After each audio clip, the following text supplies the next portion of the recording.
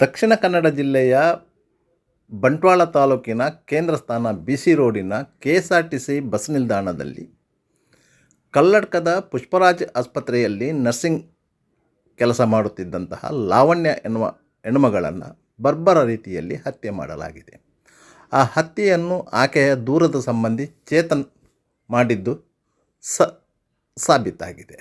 ಆದರೆ ಚೇತನ್ ಆ ಹತ್ಯೆಯನ್ನು ಮಾಡಲು ಏನು ಮಾಡಿದ ಎನ್ನುವುದರ ಬಗ್ಗೆ ಒಂದು ವಿಡಿಯೋ ಹರಿದಾಡುತ್ತಿದೆ. ಇದು KSRTC ಬಸ್ ನಿಲ್ದಾಣದ CCTVಯ ವಿಡಿಯೋ. ಈ ವಿಡಿಯೋವನ್ನು ಸೂಕ್ಷ್ಮವಾಗಿ ಗಮನಿಸಿ. ಈ ಬಸ್ ನಿಲ್ದಾಣ ರಾಷ್ಟ್ರೀಯ ಹೆದ್ದಾರಿಯ ಪಕ್ಕದಲ್ಲಿಯೇ ಇದೆ. ಈ ಬಸ್ ನಿಲ್ದಾಣಕ್ಕೆ ಎಡದ ಬದಿಯಿಂದ ಬಸ್ ಬರುತ್ತೆ, ಬಲದ ಬದಿಯಿಂದ ಹೊರ ಹೋಗುತ್ತದೆ. ಮಧ್ಯದಲ್ಲಿ KSRTC ಬಸ್ ನಿಲ್ದಾಣದ ಕಟ್ಟಡ ಇದೆ. ಬೆಂಗಳೂರು ಕಡೆಯಿಂದ ಬರುವಂಥ ಎಲ್ಲ ಬಸ್ಸುಗಳು ಈ ಬಸ್ ನಿಲ್ದಾಣಕ್ಕೆ ಬರುತ್ತದೆ. ಅಲ್ಲಿ ಎಂಟ್ರಿ ಮಾಡಿಬಿಟ್ಟು ತದನಂತರ ಮಂಗಳೂರು ಕಡೆಗೆ ಹೋಗ್ತದೆ. ಆದರೆ ಈ ಬಸ್ ನಿಲ್ದಾಣದಲ್ಲೇ ಕೆಲವೊಂದು ಸ್ಥಳೀಯ ಪ್ರದೇಶಗಳಿಗೆ ಹೋಗುವ ಬಸ್ಸುಗಳು ನಿಲ್ತವೆ. ಅಂದರೆ ಕಡೇಶ್ವಾಲಿಯ, ಕಕ್ಕೆಪದವು, ವಿಟ್ಲ ಈ ಭಾಗಗಳಿಗೆ ಇಲ್ಲಿಂದ KSRTC ಬಸ್ಸುಗಳು ಹೋಗ್ತವೆ. ಅದು ಎಲ್ಲವೂ ಸೆಟ್ಲ್ ಬಸ್ಸುಗಳು, ಎಕ್ಸ್ಪ್ರೆಸ್ ಬಸ್ಸುಗಳು ಅಲ್ಲ. ಆ ಬಸ್ ನಿಲ್ದಾಣದ ಪಕ್ಕದಲ್ಲಿ ಆ ಬಸ್ಸುಗಳು ನಿಲುಗಡೆ ಆಗಲಿಕ್ಕೆ ಒಂದು ಶೆಲ್ಟರ್ ಇದೆ. ಆ ಶೆಲ್ಟರ್ನಲ್ಲಿ ಒಟ್ಟು 5 ಬಸ್ಸುಗಳು ನಿಲ್ತದೆ. ಕಕ್ಕೆಪದವಿಗೆ ಹೋಗುವ ಬಸ್ಸು ಶೆಲ್ಟರ್ನ ಕೊನೆಯ ಭಾಗದಲ್ಲಿ ನಿಲ್ತದೆ. ಹತ್ಯೆಗೀಡಾದಂತಹ ಲಾವಣ್ಯ ಕಕ್ಕೆಪದವಿಗೆ ಹೋಗಬೇಕಿತ್ತು. ಅದಕ್ಕಾಗಿ ಅವಳು ಆ ಬಸ್ಸಿಗೆ ಬಂದು ಕುಳಿತುಕೊಂಡಿದ್ದಾಳೆ. ಆಗ ಸುಮಾರು ಸಂಜೆ 5:40 ಸಮಯ. ಈ ಸಂದರ್ಭದಲ್ಲಿ ಆ ಬಸ್ ನಿಲ್ದಾಣಕ್ಕೆ ಎಂಟ್ರಿ ಆಗುವವನ್ನೇ ಆಕೆಯ ದೂರದ ಸಂಬಂಧಿ ಚೇತನ್ ಗೌಡ. ಆತ ಬೆಳ್ತಂಗಡಿ ತಾಲೂಕಿನ ಗುರುವಾಯನಕೆರೆ ಸಮೀಪದ ಒಡಿಲ್ನಾಳ ಗ್ರಾಮದ ನಿವಾಸಿ. ಪುರುಷೋತ್ತಮ ಗೌಡ ಎಂಬವರ ಮಗ. ಬೆಳ್ತಂಗಡಿಯ ಬಜಾಜ್ ಬೈಕ್ ಶೋರೂಮಿನಲ್ಲಿ ಮೆಕ್ಯಾನಿಕ್ ಆಗಿ ಕೆಲಸ ಮಾಡುತ್ತಿದ್ದ. SDM ಪಾಲಿಟೆಕ್ನಿಕ್ನಲ್ಲಿ ಆತ ಪಾಲಿಟೆಕ್ನಿಕ್ ವಿದ್ಯಾಭ್ಯಾಸವನ್ನು ಪಡೆದಿದ್ದ. ಈತ ಬೆನ್ನಿಗೆ ಒಂದು ಬ್ಯಾಗ್ ಹಾಕಿಕೊಂಡು ಬಸ್ ನಿಲ್ದಾಣಕ್ಕೆ ಎಂಟ್ರಿ ಆಗ್ತಾನೆ. ಇದು ಅಲ್ಲಿನ CC ಕ್ಯಾಮರಾದಲ್ಲಿ ಸ್ಪಷ್ಟವಾಗಿ ಚಿತ್ರೀಕರಿಸಲ್ಪಟ್ಟಿದೆ. ಆತ ಬಸ್ ನಿಲ್ದಾಣಕ್ಕೆ ಒಳಗೆ ಬರ್ತಾ ಇದ್ದಾಗೆ ಎಡದ ಬದಿಗೆ ಒಂದು ಅಪ್ಸ್ಟೇರ್ ಇದೆ. ಅದು ಬಸ್ ನಿಲ್ದಾಣದ ಮೇಲಿನ ಭಾಗಕ್ಕೆ ಹೋಗುತ್ತೆ. ಆತ ಬಲ ಬದಿಗೆ ತಿರುಗಿದರೆ ಅಲ್ಲಿಂದ ಪ್ಲ್ಯಾಟ್ಫಾರ್ಮಿಗೆ ಹೋಗಲಿಕ್ಕೆ ಸಾಧ್ಯ ಆಗುತ್ತೆ. ಅವ ಪ್ಲ್ಯಾಟ್ಫಾರ್ಮಿಗೆ ಹೋಗಿದ್ದಾರೆ. ನೇರವಾಗಿ ಪುನಃ ಎಡದ ಬದಿಗೆ ಬಂದು ನಿಂತಿದ್ದ ಬಸ್ಸಿನ ಹತ್ತಿರ ಹೋಗಿದ್ದಾನೆ. ಅಲ್ಲಿ ಲಾವಣ್ಯ ಕುಳಿತುಕೊಂಡದ್ದನ್ನು ನೋಡಿದ್ದಾನೆ. ಬಸ್ಸಿಗೆ ಹತ್ತಿದ್ದಾನೆ. ಸ್ವಲ್ಪ ಹೊತ್ತಿನಲ್ಲೇ ಲಾವಣ್ಯ ತನ್ನ ಅಕ್ಕನಿಗೆ ಫೋನ್ ಮಾಡಿದ್ದಾಳೆ. ಅಕ್ಕ ಆಕೆ ಗಂಡನಿಗೆ ಫೋನ್ ಮಾಡಿದ್ದಾಳೆ. ಆತ ಲಾವಣ್ಯಗೆ ಫೋನ್ ಮಾಡಿದ್ದಾಳೆ. ಲಾವಣ್ಯ ಫೋನಲ್ಲಿ ಮಾತನಾಡುತ್ತಾ ಬಸ್ಸಿನಿಂದ ಇಳಿದುಕೊಂಡು ಬಂದಾಗ ಈತ ಬ್ಯಾಗಿನಲ್ಲಿದ್ದ ಸುಮಾರು 1.5 ಫೀಟು ಉದ್ದದ ಕತ್ತಿಯನ್ನು ಹಿಡ್ಕೊಂಡು ಆಕೆಯನ್ನು ಅಟ್ಟಾಡಿಸಿದ್ದಾನೆ. ಇಡೀ ದೃಶ್ಯ ಆ CC ಕ್ಯಾಮರಾದಲ್ಲಿ ದಾಖಲಾಗಿದೆ. ನೀವೀಗ ನೋಡ್ತಿರುವ ದೃಶ್ಯಗಳು ಆ ಕ್ಷಣದ ದೃಶ್ಯಗಳು. ಆಕೆಯ ತಲೆಯ ಹಿಂಭಾಗಕ್ಕೆ ಬಲವಾದ ಒಂದು ಏಟು ಬಿದ್ದಿದೆ. ಬೆನ್ನಿನ ಭಾಗಕ್ಕೆ ಒಂದು ಏಟು ಬಿದ್ದಿದೆ. ತಲೆಯ ಭಾಗಕ್ಕೆ ಮತ್ತೆ 2 ಏಟುಗಳು ಬಿದ್ದಿದೆ. ಆ ಮತ್ತೆ 2 ಏಟುಗಳು ಬಿದ್ದದ್ದು ಆಕೆ ಕುಸಿದು ಬಿದ್ದ ನಂತರ. ತದನಂತರ ಆತನ ಕೈಯಿಂದ ಕತ್ತಿ ಜಾರಿ ಹೋಗಿದೆ. ಆತ ಅಲ್ಲಿಂದ ಓಡಿಕೊಂಡು ಹೋಗಿ ಬಸ್ ನಿಲ್ದಾಣದ ಮುಂದೆ ರಾಷ್ಟ್ರೀಯ ಹೆದ್ದಾರಿಯ ಪಕ್ಕದಲ್ಲಿಯೇ ನಿಲ್ಲಿಸಿದ್ದಂತಹ ತನ್ನ ಕಾರಿನಲ್ಲಿ ಪರಾರಿಯಾಗಿದ್ದಾನೆ. ಈ ಘಟನೆಯನ್ನು ಅಲ್ಲಿ ಬಸ್ ನಿಲ್ದಾಣದಲ್ಲಿದ್ದ ಕೆಲವೊಂದು ಮಂದಿ ನೋಡಿದ್ದಾರೆ. ಕೆಲವರು ವಿಡಿಯೋ ಚಿತ್ರೀಕರಣ ಮಾಡಿದ್ದಾರೆ. ಪಕ್ಕದ ಕಟ್ಟಡದ ವಿಡಿಯೋ CC ಕ್ಯಾಮರಾದಲ್ಲೂ ಈ ದೃಶ್ಯಗಳು ದಾಖಲಾಗಿವೆ. KSRTC ಬಸ್ ನಿಲ್ದಾಣದ ಒಳಗಿನ ದೃಶ್ಯಗಳು ಲಭ್ಯ ಆಗಿದೆ. ಅದನ್ನು ಈಗಾಗಲೇ ನೀವು ನೋಡಿದ್ದೀರಿ. ಅಲ್ಲಿಂದ ಮುಂದಕ್ಕೆ ಪರಾರಿಯಾದಂತಹ ಚೇತನ್ ಗೌಡ ನೇರವಾಗಿ ಮಂಗಳೂರು ಕಡೆಗೆ ಹೋಗಿದ್ದಾರೆ. ಬ್ರಹ್ಮರಕುಟ್ಲ ಟೋಲ್ ಬಳಿ ಇದ್ದಂತಹ CC ಕ್ಯಾಮರಾದಲ್ಲಿ ಆತ ಮಂಗಳೂರಿಗೆ ಪಾಸಾಗಿದ್ದು ದಾಖಲಾಗಿದೆ. ಅದನ್ನು ಫಾಲೋ ಮಾಡಿಕೊಂಡು ಹೋದಂತಹ ಪೊಲೀಸರ ತಂಡ ಆತನನ್ನು ಕೊನೆಗೆ ಪಚ್ಚನಾಡಿ ಬಳಿ ಪತ್ತೆ ಹಚ್ಚುವಲ್ಲಿ ಯಶಸ್ವಿಯಾಗಿದ್ದಾರೆ. ಪೊಲೀಸರು ಆತನನ್ನು ವಶಕ್ಕೆ ತೆಗೆದುಕೊಂಡು ಬಂಟ್ವಾಳಕ್ಕೆ ಕರೆದುಕೊಂಡು ಹೋದಂಥ ಸಂದರ್ಭದಲ್ಲಿ ಆತ ಇಲಿಪಾಶನ ಸೇವಿಸಿರುವಂತಹ ಮಾಹಿತಿ ನೀಡಿದ್ದಾನೆ. ಇಮ್ಮಿಡಿಯೇಟಾಗಿ ಬಂಟ್ವಾಳ ಸರ್ಕಾರಿ ಆಸ್ಪತ್ರೆಗೆ ಆತನನ್ನು ದಾಖಲಿಸಿ ಚಿಕಿತ್ಸೆ ಕೊಡಿಸಲಾಗಿದೆ. ಆದರೆ ಆತನ ಪರಿಸ್ಥಿತಿ ಬಿಗಡಾಯಿಸುತ್ತಿರುವಂತಹ ಸಂದರ್ಭದಲ್ಲಿ ಬಂಟ್ವಾಳ ಆಸ್ಪತ್ರೆಯ ವೈದ್ಯರು ಆತನನ್ನು ಮಂಗಳೂರು ಆಸ್ಪತ್ರೆಗೆ ಶಿಫ್ಟ್ ಮಾಡಲಿಕ್ಕೆ ಹೇಳಿದರೆ ಅದರಂತೆ ಆತನನ್ನು ಮಂಗಳೂರಿನ ವೆಲ್ಲಾಕ್ ಆಸ್ಪತ್ರೆಗೆ ಶಿಫ್ಟ್ ಮಾಡಲಾಗಿದೆ. ಈಗ ಆತ ಚೇತರಿಸಿಕೊಳ್ಳುತ್ತಿದ್ದಾನೆ ಎನ್ನುವಂತಹ ಮಾಹಿತಿಗಳು ಇದೆ. ಆತನಿಗೆ ಬಲವಾದ ಪೊಲೀಸ್ ಕಾವಲನ್ನು ಹಾಕಲಾಗಿದೆ. ಲಾವಣ್ಯಳ ಮೃತದೇಹವನ್ನು ಬಂಟ್ವಾಳ ಸರ್ಕಾರಿ ಆಸ್ಪತ್ರೆಯಿಂದ ಮರಣೋತ್ತರ ಪರೀಕ್ಷೆಗಾಗಿ ದೇರಳಕಟ್ಟೆಯ KS ಹೆಗಡೆ ಆಸ್ಪತ್ರೆಗೆ ಸಾಗಿಸಲಾಗಿತ್ತು. ಅಲ್ಲಿ ಫೊರೆನ್ಸಿಕ್ ಸ್ಪೆಷಲಿಸ್ಟ್ ಡಾಕ್ಟರುಗಳ ಸಹಿತ ಸಿಬ್ಬಂದಿಗಳು ಪೋಸ್ಟ್ಮಾರ್ಟಮ್ ನಡೆಸಿದ್ದಾರೆ. ಅದರ ದೃಶ್ಯಗಳು ಇದೆ, ಆದರೆ ಅದನ್ನು ಯೂಟ್ಯೂಬ್ನಲ್ಲಿ ತೋರಿಸ್ಕೊಳ್ಳಲಿಕ್ಕೆ ಆಗುವುದಿಲ್ಲ. ಅದನ್ನು ತೋರಿಸ್ತಾ ಇಲ್ಲ. KS ಹೆಗಡೆ ಆಸ್ಪತ್ರೆಯಲ್ಲಿ ಮರಣೋತ್ತರ ಪರೀಕ್ಷೆ ಮುಗಿದ ನಂತರ ಮೃತದೇಹವನ್ನು ಆಕೆಯ ಮನೆಗೆ ಕೊಂಡೊಯ್ಯಲಾಗಿದೆ. ಮನೆಗೆ ಕೊಂಡೊಯ್ಯುವ ದಾರಿಯಲ್ಲಿ ಕಲ್ಲಡ್ಕಕ್ಕೆ ಕೊಂಡೊಯ್ಯಲಾಗಿದೆ. ಕಲ್ಲಡ್ಕದಲ್ಲಿ ಆಕೆ ಕೆಲಸ ಮಾಡುತ್ತಿದ್ದಂಥ ಪುಷ್ಪರಾಜ ಆಸ್ಪತ್ರೆಯ ಎದುರು ಆಂಬ್ಯುಲೆನ್ಸನ್ನು ನಿಲ್ಲಿಸಿ ಅಲ್ಲಿನ ವೈದ್ಯರು ಮತ್ತು ಸಿಬ್ಬಂದಿಗಳಿಗೆ ಅಂತಿಮ ದರ್ಶನಕ್ಕೆ ವ್ಯವಸ್ಥೆ ಮಾಡಲಾಗಿತ್ತು. ಅಲ್ಲಿಂದ ಮುಂದಕ್ಕೆ ಮೃತದೇಹವನ್ನು ಮನೆಗೆ ಕೊಂಡೊಯ್ಯಲಾಗಿದೆ. ಸಂಜೆಯ ವೇಳೆಗೆ ಎಲ್ಲ ಅಂತಿಮ ಸಂಸ್ಕಾರದ ವಿಧಿವಿಧಾನಗಳು ಮುಗಿದಿದೆ. ಜಿಲ್ಲಾ ಉಸ್ತುವಾರಿ ಸಚಿವ UT ಖಾದರ್, ಸ್ಥಳೀಯ ಮಾಜಿ ಶಾಸಕರು, ಮಾಜಿ ಸಚಿವರು ಆಗಿದ್ದಂತಹ B. ರಮಾನಾಥ್ ರೈ ಅವರು, ದಕ್ಷಿಣ ಕನ್ನಡ ಜಿಲ್ಲಾ ಸಂಸದರಾಗಿದ್ದಂತಹ ಬ್ರಿಜೇಶ್ ಚೌಟ ಅವರು, ವಿಶ್ವ ಹಿಂದೂ ಪರಿಷತ್ತಿನ ಪ್ರಮುಖರಾಗಿರುವಂತಹ ಶರಣ್ ಪಂಪುವೆಲ್ ಅವರು ಎಲ್ಲರೂ ಆ ಸಂದರ್ಭದಲ್ಲಿ ಉಪಸ್ಥಿತರಿದ್ದರು. ಸ್ಥಳೀಯರು ಅಗಾಧ ಸಂಖ್ಯೆಯಲ್ಲಿ ಸೇರಿದ್ದರು. ಮನೆ ಮಂದಿಗೆ ಸಾಂತ್ವನ ಹೇಳಿದರು. ಮನಮಂದಿಯ ರೋದನ ಮುಗಿಲು ಮಿಟ್ಟಿತ್ತು. ಅಂತೂ ಇಂತೂ ಲಾವಣ್ಯ ಪಂಚಭೂತಗಳಲ್ಲಿ ಲೀನವಾಗುವ ಜೊತೆಗೆ ಒಂದು ಸಂದೇಶವನ್ನು ಕೊಟ್ಟು ಹೋಗಿದ್ದಾಳೆ ಅಂತ ಹೇಳಬಹುದು. ಯಾಕಂತ ಹೇಳಿದರೆ, ಯಾವುದೇ ಹೆಣ್ಣು ಮಕ್ಕಳು ತನಗೆ ಯುವಕನಿಂದ ಕಿರುಕುಳ ಆಗ್ತಾ ಇದೆ ಎನ್ನುವಂತಹ ಮಾಹಿತಿಯನ್ನು ಮೊದಲಿಗೆ ತನ್ನ ಮನೆಯವರೊಂದಿಗೆ ಹಂಚಿಕೊಳ್ಳಬೇಕು. ಮನೆಯವರು ಅದನ್ನು ಸರ್ಕಾರಿ ವ್ಯವಸ್ಥೆ ಅಂದರೆ ಪೊಲೀಸರಿಗೆ, ಇಲ್ಲದ್ರೆ ಸಮಾಜದ ಪ್ರಮುಖರಿಗೆ ಮಾಹಿತಿ ನೀಡಬೇಕು. ತನ್ಮೂಲಕ ಒಂದು ರಿಸ್ಟ್ರಿಕ್ಷನ್, ನಿಯಂತ್ರಣ ಮಾಡಲು ಪ್ರಯತ್ನಿಸಬೇಕು. ಒಂದು ಯಾವುದೇ ಪ್ರಯತ್ನಗಳು ಆಗದಿದ್ದರೆ ಇಂತಹ ಘಟನೆಗಳು ಆಗಿಂದಾಗೆ ಮರುಕಳಿಸಬಹುದು ಎನ್ನುವುದಂತೂ ಸ್ಪಷ್ಟ. ದಕ್ಷಿಣ ಕನ್ನಡ ಜಿಲ್ಲೆಯ ಇತಿಹಾಸದಲ್ಲಿ ನೂರಾರು ಪ್ರಕರಣಗಳು ನಡೆದಿದೆ. ಹಾಡು ಹಗಲೇ ಹತ್ಯೆಗಳು ಆಗಿದೆ. ಆದರೆ ಒಂದು ಹೆಣ್ಣು ಮಗಳನ್ನು ಈ ರೀತಿಯಾಗಿ ಅಟ್ಟಾಡಿಸಿಕೊಂಡು, ಅದು ಸಹ ಬಸ್ ನಿಲ್ದಾಣದಲ್ಲಿ ಹಾಡು ಹಗಲೇ ನಡೆದಂಥ ಕೃತ್ಯ ಅಕ್ಷಮ್ಯವಾದದ್ದು. ಇಂತಹ ಸಂದರ್ಭದಲ್ಲಿ ಸಾರ್ವಜನಿಕ ವಲಯದಲ್ಲಿ ಒಂದು ದೊಡ್ಡ ಕೂಗು ಕೇಳಿದೆ, ಆರೋಪಿಯನ್ನು ಎನ್ಕೌಂಟರ್ ಮಾಡಬೇಕು ಅಂತ ಹೇಳಿ. ಸಾರ್ವಜನಿಕರ ಆಕ್ರೋಶ ಸಹಜವಾದದ್ದೇ. ಯಾಕಂತ ಹೇಳಿದರೆ, ಈ ಘಟನೆ ಇನ್ನು ಮುಂದಕ್ಕೆ ನಡೆಯಬಾರದು ಅಂದಾದಲ್ಲಿ ಈ ಘಟನೆಯಲ್ಲಿ ಯಾರು ನೇರವಾಗಿ ಭಾಗಿಯಾಗಿದ್ದಾನೆ ಆರೋಪಿ ಚೇತನ್, ಆತನ ಮೇಲೆ ಪೊಲೀಸರು ಕಠಿಣ ಕ್ರಮ ಕೈಗೊಳ್ಳಬೇಕು ಮತ್ತು ಆತನು ಎನ್ಕೌಂಟರ್ ಮಾಡುವಂತಹ ನಿರ್ಧಾರಕ್ಕೆ ಬರಬೇಕು ಎನ್ನುವುದು ಸಾರ್ವಜನಿಕರ ಆಗ್ರಹ. ಆದರೆ ಪೊಲೀಸರು ಯಾವುದೇ ಕಾರಣಕ್ಕೂ ಅಂತಹ ಕಾನೂನಿಗೆ ಹೊರತಾದಂತಹ ಕೃತ್ಯವನ್ನು ಮಾಡಲಿಕ್ಕೆ ಸಾಧ್ಯ ಆಗೋದಿಲ್ಲ. ಅವರು ಸಹ ಕಾನೂನಿನ ಪರಿಮಿತಿ ಒಳಗೆ ಕೆಲಸ ಮಾಡಬೇಕು. ಅವರಿಗೂ ಜನರ ಭಾವನೆ ಅರ್ಥ ಆಗತ್ತೆ. ಸಾಮಾನ್ಯವಾಗಿ ಒಂದು ಕ್ಷಣದ ಉದ್ವೇಗ, ಭಾವೋದ್ವೇಗ, ಇದು ಎಲ್ಲವೂ ಜನರ ಮನಸ್ಸಿನಲ್ಲಿ ಅಂತಹ ಭಾವನೆಯನ್ನು ಸೃಷ್ಟಿಸ್ಬೋದು. ಆದರೆ ಆತನು ಒಂದು ಹೆತ್ತವರ ಮಗ, ಆತನ ತಂದೆ, ತಾಯಿ, ಸಹೋದರಿ ಎಲ್ಲರೂ ಇದ್ದಾರೆ. ತನ್ನ ಮನೆಯ ಮಗ ಇಂತಹ ಕೃತ್ಯ ಮಾಡಿದ್ದಾನೆ ಅಂದರೆ ಆ ಮನಸ್ಸುಗಳೂ ಕೇಳುವ ಸ್ಥಿತಿಯಲ್ಲಿ ಇರುವುದಿಲ್ಲ. ಆದ್ದರಿಂದ ಆತನಿಗೆ ಕಾನೂನು ಪ್ರಕಾರ ಏನು ಶಿಕ್ಷೆ ಆಗಬೇಕು ಆ ಶಿಕ್ಷೆ ಆಗುವಂತಹ ನಿಟ್ಟಿನಲ್ಲಿ ಎಲ್ಲರೂ ಪ್ರಯತ್ನಿಸಬೇಕು. ಮುಖ್ಯವಾಗಿ ಪೊಲೀಸ್ ಇಲಾಖೆ ಪ್ರಯತ್ನಿಸಬೇಕು.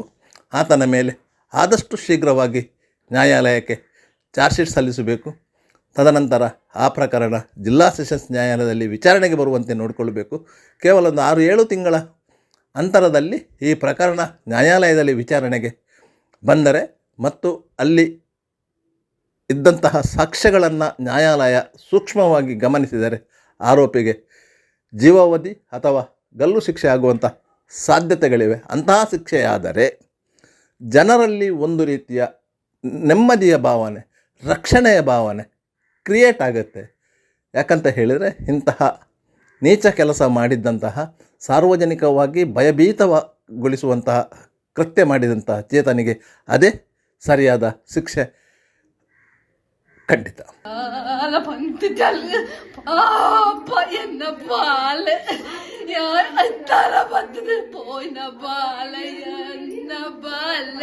ಅಯ್ಯೋ ದೇವಾ ಎಡತಾಲ ಪಂತ್ ಜಲ ಅಯ್ಯೋ ದೇವಾ ಅಂಚದಾಯ್ತ ಪಂಪಲ ದೇವರೇ ಅಲ್ಲಿ ಎನ್ನಡ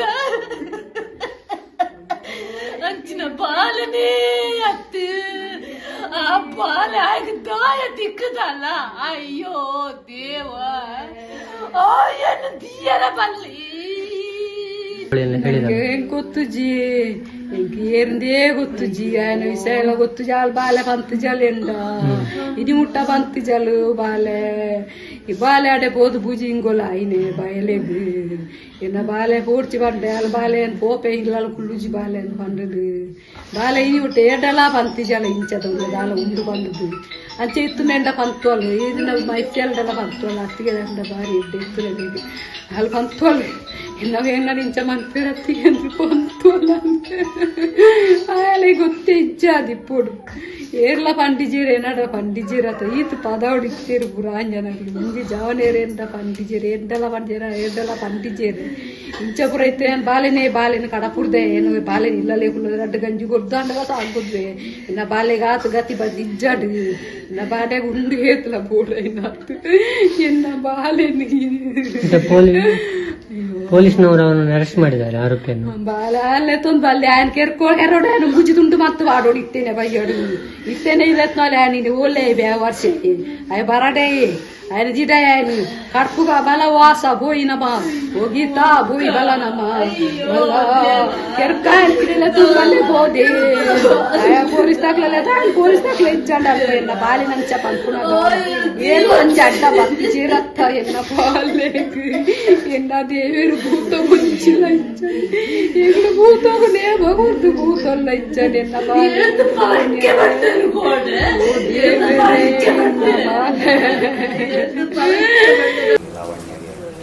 ತೊಂದರೆ ಅಂದರೆ ಒಮ್ಮೆ ತೊಂದರೆ ಇತ್ತಂತೆ, ಮತ್ತೆ ಅದು ಕ್ಲಿಯರ್ ಆಗಿದೆ ಅಂತ ಹೇಳಿದ್ರು. ಆಮೇಲೆ ಏನು ಗೊತ್ತಿಲ್ಲ ನೀವು ಅವರಿಗೆ ಲವ್ ಇತ್ತು ಮುಂಚೆ ಇತ್ತಂತೆ. ನಾನು ಅವಳ ಅಕ್ಕನ ಮದುವೆ ಆಯಿತು 1 ಇಯರ್ ಆದ ಅಷ್ಟೇ. ಆಮೇಲೆ ಒಂದು 2 ಮಂತ್ ಹೇಳಿದ್ರು ಅವಳು ಈಗ ಉಂಟಂತ. ಅದಕ್ಕೆ ನಾನು ಹೇಳಿದೆ ನೋಡುವ ಕಾಲ್ ಮಾಡುವ ಅಂತ. ಈಗ ತೊಂದರೆ ಇಲ್ಲ. ಅವಳು ಕೂಡ ಹೇಳಿದ್ರು, ಲಾವಣ್ಯ ಕೂಡ, ಬೇಡ ಈಗ ತೊಂದರೆ ಇಲ್ಲ ಬಿಟ್ಟುಬಿಡಿ, ವಿಷಯಕ್ಕೆ ಬರೋದಿಲ್ಲ ಅಂತ ಅಷ್ಟೇ. ಟಾರ್ಚರ್ ಕೊಡ್ತಾ ಇದ್ದಾನೆ ಈ ಥರ ಏನು ಹೇಳಿಲ್ಲ ಮಾಹಿತಿ ಇಲ್ಲ. ಅದೇ ಮುಂಚೆ ಅಮ್ಮ ಹೇಳಿದ್ರು ಅಷ್ಟೇ, ಇನ್ನು ಏನು ತೊಂದರೆ ಇಲ್ಲ ಅಂತ ಹೇಳಿದ್ರು. ಫೋನ್ ಅಲ್ಲಿ ಸ್ಪಾಟಲ್ಲಿ ಇಟ್ಕೊಂಡು ನಿನ್ನೆ ಫೋನ್ ಏನಾದರೂ ಮಾಡಿದ್ರೆ? ಹಾಂ, ಫೋನು ಲಾಸ್ಟಿಗೆ ಬಸ್ಸಲ್ಲಿ ಇವಳು ಕೆಲಸ ಮುಗಿಸಿ ಬಸ್ಸು ಬರುವಾಗ ಕಕ್ಕೆ ಬರುವಾಗ ಅಲ್ಲಿ ಸೀಟಿಗೆ ಬಂದಂತೆ ಬಸ್ಸಿಗೆ. ಆಗ ಅವಳು ಹೇಳಿದ್ರಂತೆ ನಾನು ಅಕ್ಕನಿಗೆ ಕಾಲ್ ಮಾಡ್ತೇನೆ. ಅಕ್ಕನಿಗೆ ಕಾಲ್ ಮಾಡ್ತೇನೆ ಅಂದರೆ ಬೇಗ ಅಲ್ಲಿಂದ ಎದ್ದು ಸೀದಾ ಹೋದ ತಕ್ಷಣ ನನಗೆ ನನ್ನ ಹೆಂಡತಿ ಕಾಲ್ ಮಾಡಿದ್ರು, ಒಮ್ಮೆ ಅವಳಿಗೆ ಕಾಲ್ ಮಾಡಿ ಅಂತ. ಹಾಗೆ ಕಾಲ್ ಮಾಡುವಾಗ ಕಾಲ್ ಮಾಡಿದೆ ನಾನು, ಈಗ ಹೋದ ಅಂದ ತಕ್ಷಣ ಬಂದ. ಮತ್ತೊಮ್ಮೆ ಬರುವಾಗ ಏನಾಯ್ತಂದರೆ ವಾಪಸ್ ಬಂದಲ್ಲ. ವಾಪಸ್ ಬರುವಾಗ ಏನು ಮಾಡ್ಬೇಕು ಅಂತ ಹೇಳಿದ್ರು. ನಾನು ಎಂತ ಹೇಳಿದೆ, ಅವಳಿಗೆ ಮೊಬೈಲ್ ಕೊಡು ಅಂತ ಹೇಳಿದೆ. ಮೊಬೈಲ್ ಕೊಟ್ಟರೆ ತಗೊಂಡು ಹೋದ್ರೆ ಅಂತ ಜಸ್ಟ್ ಹಾಗೆ ಹೇಳಿ. ಮತ್ತು ಇದೆ ಸೌಂಡ್ ಗುಬ್ಬೆ ಎಲ್ಲ ಕೇಳಿ. ಹಾಂ, ಕಾಂಟ್ಯಾಕ್ಟಲ್ಲಿ ಇದ್ದಾಗ ಮರ್ಡರ್ ಆಗಿ? ಹಾಂ, ಕಾಂಟ್ಯಾಕ್ಟ್. ನನ್ನ ಫ್ರೆಂಡ್ಗೆ ಇಮಿಡಿಯೇಟ್ ಕಾಲ್ ಮಾಡಿದ್ದೇನೆ, ಅವನು ಹೋಗುವಾಗ ಮರ್ಡರ್ ಆಗಿ. ಈಗ ಅವನ ಮೇಲೆ ಯಾವ ರೀತಿ ಸರ್ಕಾರ ಆ್ಯಕ್ಷನ್ ತಗೊಳ್ಬೇಕು ಅಂತ ನಿಮಗೆ? ಅವನ ಮೇಲೆ ಅವನು ಬಂಧಿಸಬೇಕು. ನಿನ್ನೆಯಿಂದ ತನಿಖೆ ಮಾಡ್ತಿದ್ದಾರೆ, ಇನ್ನು ಬಂಧಿಸಲಿಲ್ಲ. ಈಗ ಅವನ ಬಗ್ಗೆ ಏನಾದರೂ ಮಾಹಿತಿ ಇದೆಯಾ ನಿಮಗೆ? ಅವನು ಹೋಗಿದ್ದಾನೆ ಅಂತ ಗೊತ್ತಿಲ್ಲ. ಅದೇ ಗಾಡಿಯಲ್ಲಿ ಹೋಗಿದ್ದಾನಂತೆ, ಬಂದಾರು ಟೋಲ್ ಎಲ್ಲ ಪಾಸ್ ಆಗಿದ್ದಾನಂತೆ. ಮತ್ತು ಇಲ್ಲಿ ಮೊಬೈಲೆಲ್ಲ ಇಲ್ಲೇ ಬಿಟ್ಟು ಹೋಗಿದ್ದಾನೆ, ಎಲ್ಲ ಉಂಟು ಇದರಲ್ಲಿ ಅಷ್ಟೇ. ಲಾವಣ್ಯ ಹೇಗಿದ್ರು ನಿಮ್ಮ ಜೊತೆ? ಅಂದರೆ ಅವರ ವ್ಯಕ್ತಿತ್ವ ಯಾವ ಥರ ಇತ್ತು?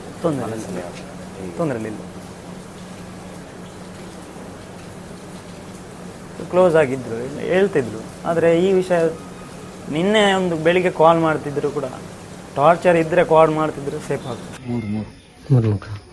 ಇವರು ಏನು ಮಾಡ್ತಿದ್ರು? ನರ್ಸಿಂಗ್ ಮಾಡಿ ಈಗ ಮೆಡಿಕಲಲ್ಲಿ ಕಲರ್. ಅವನ ಬಗ್ಗೆ ನಿಮಗೆ ಗೊತ್ತಿತ್ತು ಚೇತನ್ ಅಂತ? ಗೊತ್ತಿರಲಿಲ್ಲ, ಇವಳು ಹೇಳಲಿಲ್ಲ. ಈಗ ಒಂದು ಅರೆಸ್ಟ್ ಆಯಿತು, ನೀವೇನು ಒತ್ತಾಯ ಮಾಡ್ತೀವಿ? ಅವನು ಗಲ್ಲು ಶಿಕ್ಷೆ ಕೊಡಬೇಕು. ಅಂದರೆ ಇವರು ಉದ್ಯೋಗಕ್ಕೆ ಹೋಗಿ ನಿಮ್ಮ ಮನೆ ನಡೀತಿತ್ತಂದರೆ ಬೇರೆ ಏನಿತ್ತು ನಿಮಗೆ ಸೋರ್ಸ್ ಇನ್ಕಮ್? ಹೋಗಿ ಬರುವುದಷ್ಟೇ. ಮತ್ತು ಆ ನೋವು ಕೂಡ ಇವತ್ತು ಅತೀವಾಗಿ ಎಲ್ಲರಿಗೂ ಕೂಡ ಇದೆ. ಇವತ್ತು ನಾವು ಎಷ್ಟೇ ಸಂತಾಪ, ಏನೇ ಪರಿಹಾರ ಏನು ಹೇಳಿದರೂ ಕೂಡ ಆ ಮಗಳನ್ನು ಕಳೆದಂಥ ತಂದೆ ತಾಯಂದರಿಗೆ, ಸೋದರ ಕಳ್ಕೊಂಡ ಸೋದರರಿಗೆ, ಅವರ ಸಮಗ್ರ ಕುಟುಂಬಸ್ಥರಿಗೆ, ಅವರ ಅಭಿಮಾನಿ ಮತ್ತು ನೆರೆಕರೆಯವರಿಗೆ ಆ ನೋವನ್ನು ಯಾರನ್ನೂ ಸರಿಪಡಿಸಲು ಸಾಧ್ಯವಿಲ್ಲ. ಆದರೂ ಇಂಥ ಕೃತ್ಯ ತೊಡಗಿಕೊಂಡವರ ವಿರುದ್ಧ ಕಠಿಣ ಕ್ರಮ ಹಿಂದೆ ಕೂಡ ತೆಗಿಬೇಕಂತ ಕೇಳಿದ್ದೇವೆ. ಇನ್ನೂ ಕೂಡ ಹೇಳೋದಿಷ್ಟು, ಇದು ಎಲ್ಲಿಗೆ ಒಂದು ಅಂತ್ಯ ಕಾಣುವಂಥ ಈ ರೀತಿ ವಿಕೃತ ಮನಸ್ಸಿನವರಿಗೆ ಅಂಥ ಕಠಿಣ ಶಿಕ್ಷೆಯನ್ನು ಇಲಾಖೆ ಕೊಡಬೇಕಂತ ಸೂಚಿಸಿದ್ದೇನೆ. ಬೇರೆಯವ್ರಿಗೆ ಕೂಡ ಒಂದು ಹೆದರಿಕೆ ಬರಬೇಕು, ಈ ರೀತಿ ಅದು ಈ ರೀತಿ ಆಗ್ತದೆ ಅಂತೇಳಿ. ಆ ಸಂದೇಶವನ್ನು ಕೂಡ ಇವತ್ತು ಇಲಾಖೆಗೆ ನಾವು ಕೊಟ್ಟಿದ್ದೇವೆ. ಬಹುಶಃ ನಮಗೆ ಆ ಕುಟುಂಬ ನೋವಿನ ನಾವು ಕೂಡ ಇರಬೇಕು ಅನ್ನೋ ನಮಗೆ ಭಾವನೆ ಆಗ್ತದೆ. ಮತ್ತು ಹೇಳಲಿಕ್ಕೆ ಬಯಸ್ತೀನಿ, ಮತ್ತು ಅತ್ಯಂತ ಅವರಿಗೆ ಆತ್ಮಶಾಂತಿ ಸಿಕ್ಕಲಿ, ಅವರ ಕುಟುಂಬಸ್ಥರ ನೋವಂತ ಶಕ್ತಿ ಪರಮಾತ್ಮ ಕೊಡಲಿ ಅಂತ ನಾನು ಪ್ರಾರ್ಥಿಸ್ತೇನೆ. ಸರ್, ಇವತ್ತು ನಾವು ಅಲ್ಲಿಗೆ ಈ ವಿಚಾರ ನನ್ನ ಗಮನಕ್ಕೆ ನೀವು ಇವತ್ತು ತಂದಿದ್ದೀರಿ. ಆ ಸ್ಥಳೀಯ ಮಟ್ಟದ ಸಮುದಾಯದ ಪ್ರತಿನಿಧಿ ಯಾರಿದ್ದಾರೆ ಮತ್ತು ಅದೇ ಕ್ಷೇತ್ರ ಶಾಸಕರು ಯಾರಿದ್ದಾರೆ, ಅದರ ಗಮನ ನಾನು ಕೂಡ ನಿಮ್ಮ ವಿಚಾರ ನಾನು ಗಮನಕ್ಕೆ ತರ್ತೇನೆ. ಅದನ್ನು ಯೋಜನೆ ರೂಪಿಸಿಕೊಂಡು ನೋಡುವಾಗ ಕಾನೂನು ಸುವ್ಯವಸ್ಥೆಯ ಬಗ್ಗೆ ಗಂಭೀರವಾಗಿ ಯೋಚನೆ ಮಾಡುವಂಥದ್ದನ್ನು ಪೊಲೀಸ್ ಇಲಾಖೆ ಮತ್ತು ಕರ್ನಾಟಕದ ಕಾಂಗ್ರೆಸ್ ಸರ್ಕಾರ ಮಾಡುವಂಥ ಅವಶ್ಯಕತೆ ಇದೆ. ಕಳೆದ ಒಂದು ತಿಂಗಳಲ್ಲಿ ನಮ್ಮ ಜಿಲ್ಲೆಯ ಬೇರೆ ಬೇರೆ ಭಾಗದಲ್ಲಿ ಸುಮಾರು 5 ಪ್ರಕರಣಗಳು ಈ ರೀತಿಯ ಪ್ರಕರಣ ಆಗಿದೆ. ನಿನ್ನೆದ್ದು ಪೂರ್ಣ ಪ್ರಮಾಣದಲ್ಲಿ ಒಂದು ಅಮಾಯಕ ಹುಡುಗಿಯನ್ನು ಕೊಚ್ಚಿ ಕೊಲೆ ಮಾಡುವಂಥದ್ದು, ಹತ್ಯೆ ಮಾಡುವಂಥದ್ದಾಗಿದೆ. ಇದೊಂದು ರೀತಿಯಲ್ಲಿ ಭಯದ ವಾತಾವರಣ ನಿರ್ಮಾಣ ಆಗಿದೆ. ನಮ್ಮ ಜಿಲ್ಲೆಯಲ್ಲಿ ಈ ರೀತಿಯ ಭಯದ ವಾತಾವರಣ ಆಗುವುದು ಸರಿಯಲ್ಲ. ಕೆಲವರ ಅಭಿಪ್ರಾಯ ಆ ಜಾತಿ, ಆ ಧರ್ಮ, ಈ ಧರ್ಮ, ಆ ವರ್ಗ, ಈ ವರ್ಗ ಇಲ್ಲ ಇರ್ಬೋದು.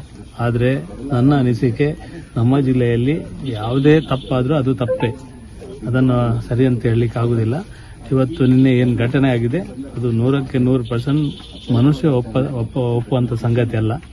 ಆ ಕುಟುಂಬದ ಈಗ ನಾವು ನೋಡಿದ್ದೇನೆ, ನಾನು ಬೆಳಿಗ್ಗೆಯಿಂದ ಪೋಸ್ಟ್ ಮಾರ್ಟಮ್ ಆಗುವ ಅಲ್ಲಿಂದ ಇಲ್ಲಿ ತನಕ ನಾನು ಬಂದಿದ್ದೇನೆ. ನನಗೆ ನೋಡುವಾಗ ಒಂದು ರೀತಿ ಬೇಸರ ಆಗ್ತದೆ. ಯಾಕೆಂದರೆ ಈ ರೀತಿಯ ಒಂದು ಬಡ ವರ್ಗದ, ಮಧ್ಯಮ ವರ್ಗದ ಮನೆಯಲ್ಲಿ ಹುಟ್ಟಿದಂಥ ಹುಡುಗಿ, ಕೆಲಸಕ್ಕೆ ಹೋದ ಹುಡುಗಿ ಮತ್ತೆ ವಾಪಸ್ ಮನೆಗೆ ಬರಲಿಲ್ಲ ಅಂತ ಹೇಳಿದರೆ ನಮ್ಮ ಪರಿಸ್ಥಿತಿ ಹೇಗುಂಟಂತ ಎಲ್ಲರೂ, ಇಡೀ ರಾಜ್ಯದ ಜನ ಅರ್ಥ ಮಾಡ್ಕೊಳ್ಬೇಕು. ವಿಶೇಷವಾಗಿ ರಾಜ್ಯದ ಗೃಹ ಸಚಿವರು ಪ್ರಿಯಾಂಕಾ ಖರ್ಗೆ ಅವರು ಅರ್ಥ ಮಾಡ್ಕೊಳ್ಬೇಕು. ನೀವು ಯಾವುದೇ ರಾಜ್ಯದ ಅಧಿಕಾರ ವಹಿಸಿಕೊಂಡ ದಿನದಿಂದ ನೀವು ಸಂಘಟನೆ, ಬೇರೆ ಸಂಗತಿಯ ಬಗ್ಗೆ ಯೋಚನೆ ಮಾಡ್ತಿರುವ ಹೊರತು ಈ ರಾಜ್ಯದ ಕಾನೂನು ಸುವ್ಯವಸ್ಥೆ, ಜನಸಾಮಾನ್ಯರ ಬದುಕಿನ ಬಗ್ಗೆ ನೀವು ಆಲೋಚನೆ ಮಾಡ್ತಾ ಇಲ್ಲ ಎನ್ನುವುದನ್ನು ನಾನು ಗಂಭೀರವಾಗಿ ಆರೋಪ ಮಾಡ್ತೇನೆ. ನಮ್ಮ ಜಿಲ್ಲೆಯ ಬಗ್ಗೆ ಕೂಡ ಗಂಭೀರವಾಗಿ ಆಲೋಚನೆ.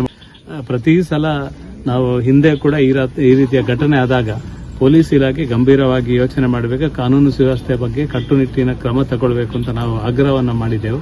ಇವತ್ತು ಅದರ ಬಗ್ಗೆ ಗಂಭೀರವಾಗಿ ಆಲೋಚನೆ ಮಾಡಿದ ಕಾರಣ ಈ ರೀತಿಯ ಪ್ರಕರಣ ಮತ್ತೆ ಆಗ್ತದೆ. ಇವತ್ತಾದರೂ ನಾನು ಒತ್ತಾಯ ಮಾಡ್ತೇನೆ, ಈ ಘಟನೆ ನಂತರ ಆದರೂ ಎಚ್ಚೆತ್ತುಕೊಂಡು ಸರ್ಕಾರ ಇದರ ಬಗ್ಗೆ ಗಂಭೀರವಾಗಿ, ಕಾನೂನು ಸುವ್ಯವಸ್ಥೆಯ ಬಗ್ಗೆ ಗಂಭೀರವಾಗಿ ಆಲೋಚನೆ ಮಾಡಬೇಕು. ಜಿಲ್ಲಾ ಪೊಲೀಸ್ ಇಲಾಖೆ ಕೂಡ ಗಂಭೀರವಾಗಿ ಕಾನೂನು ಸುವ್ಯವಸ್ಥೆಯನ್ನು ಕಾಪಾಡುವ ನಿಟ್ಟಿನಲ್ಲಿ ಗಂಭೀರವಾಗಿ ಆಲೋಚನೆ ಮಾಡಬೇಕು ಅಂತ ಈ ಸಂದರ್ಭ. ಒಂದು ಬಾರಿ ದುಃಖ ತರುವಂಥ ಸಂಗತಿ, ಜೊತೆಗೆ ಭಯ ಹುಟ್ಟಿಸುವಂಥ ಒಂದು ಸಂಗತಿ ಕೂಡ. ಈ ರೀತಿಯ ಮಾನಸಿಕತೆ ಜನ ಇದ್ದಾರೆ, ಈ ರೀತಿ ಕುಲ್ಲಂಕುಲ್ಲವಾಗಿ ಈ ರೀತಿಯ ಒಂದು ಘಟನೆ ನಡೆದಿದೆ ಅಂದರೆ ನಾವೆಲ್ಲರೂ ದಿಗ್ಭ್ರಮೆಗೊಳಪಟ್ಟಿದ್ದೇವೆ. ಹಾಗಾಗಿ ನಾನು ಈ ಸಂದರ್ಭದಲ್ಲಿ ಒಂದು ಕುಟುಂಬದವರ ಜೊತೆ ನಾವೆಲ್ಲ ನಿಲ್ಲಬೇಕಾದ ಅವಶ್ಯಕತೆ ಇದೆ. ಇಡೀ ಸಮಾಜ ಕುಟುಂಬದವರ ಜೊತೆ ನಿಲ್ಲಬೇಕು. ಅವರ ದುಃಖ ಯಾವ ರೀತಿ ಇರ್ತದೆ ಅಂತ ಅವ್ರಿಗೆ ಮಾತ್ರ ಗೊತ್ತು. ಉಳಿದವರಿಗೆ ಗೊತ್ತಾಗ್ಲಿಕ್ಕೆ ಸಾಧ್ಯ ಇಲ್ಲ. ಹಾಗಾಗಿ ನಾವು ಅವ್ರ ಜೊತೆ ಇದ್ದೇವೆ, ಕುಟುಂಬದ ಜೊತೆ ನಿಲ್ಲುವಂಥ ವ್ಯವಸ್ಥೆಯನ್ನು ಮಾಡ್ತೇವೆ. ನಾನು ಈಗಾಗಲೇ ಹಿರಿಯ ಅಧಿಕಾರಿಗಳ ಜೊತೆ ಮಾತನಾಡಿದ್ದೇನೆ. ಆದಷ್ಟು ಶೀಘ್ರವಾಗಿ ಅವರನ್ನು ಬಂಧನ ಆಗಿದೆ ಅನ್ನುವಂಥ ಮಾಹಿತಿ ಕೂಡ ಸಿಕ್ಕಿದೆ. ತತ್ಕ್ಷಣ ಕಾನೂನು ಕ್ರಮ ಏನೆಲ್ಲ ಇದೆಯಾ ಅದನ್ನು ತೆಗೆದುಕೊಂಡು ತ್ವರಿತ ವಿಚಾರಣೆಯನ್ನು ಮಾಡಬೇಕಾಗಿದೆ. ಆದಷ್ಟು ಶೀಘ್ರವಾಗಿ ವಿಚಾರಣೆಯನ್ನು ಮಾಡಿ ಏನು ಶಿಕ್ಷೆಯನ್ನು ಕೊಡಬೇಕು ಆ ಶಿಕ್ಷೆಯನ್ನು ಕೊಡಬೇಕಾದ ಅವಶ್ಯಕತೆ ಇದೆ. ಹಾಗಾಗಿ ಈ ಸಂದರ್ಭದಲ್ಲಿ ಬೇರೆ ಏನನ್ನೂ ಮಾತನಾಡದೆ ಕುಟುಂಬದವ್ರ ಜೊತೆ ನಾವು ಇದ್ದೇವೆ. ಈ ರೀತಿಯ ಘಟನೆಗಳು ಮತ್ತೆ ಮರುಕಳಿಸಬಾರದು, ಆ ರೀತಿಯಾದಂಥ ಶಿಕ್ಷೆಯನ್ನು ಇದಕ್ಕೆ ಕೊಡಬೇಕು. ಮತ್ತು ನಾನು ರಾಜ್ಯ ಸರ್ಕಾರಕ್ಕೂ ಆಗ್ರಹ ಮಾಡ್ತೇನೆ, ಗೃಹ ಸಚಿವರಿಗೂ ಆಗ್ರಹ ಮಾಡ್ತೇನೆ. ಇಲ್ಲಿ ಒಂದು ಮಾಡೆಲ್ ಸೆಟ್ ಮಾಡಬೇಕಾದ ಅವಶ್ಯಕತೆ ಇದೆ. ಈ ರೀತಿ ಸಮಾಜದಲ್ಲಿ ಬೇಕಾಬಿಟ್ಟಿ ಓಡಾಡೋದು, ಯಾವುದೇ ಕಾನೂನಿನ ಭಯ ಇಲ್ಲದಿರುವಂಥದ್ದು ಒಂದು ನಾಗರಿಕ ಸಮಾಜದಲ್ಲಿ ಇದು ಒಳ್ಳೆಯ ಘಟನೆ ಅಲ್ಲ. ಆದರೆ ಈ ಸಂದರ್ಭದಲ್ಲಿ ನನ್ನ ಆಗ್ರಹ ಇಷ್ಟೇ, ತ್ವರಿತ ವಿಚಾರಣೆಯನ್ನು ಒಳಪಡಿಸಿ ಕಠಿಣವಾದ ಶಿಕ್ಷೆಯನ್ನು ಮಾಡಿ ಸಮಾಜದಲ್ಲಿ ಭಯಮುಕ್ತವರಾಗಿ ಎಲ್ಲರೂ ಓಡಾಡುವ ರೀತಿ ಒಂದು ವಾತಾವರಣ ನಿರ್ಮಾಣ ಮಾಡುವುದು ಸರ್ಕಾರದ ಹೊಣೆಗಾರಿಕೆ.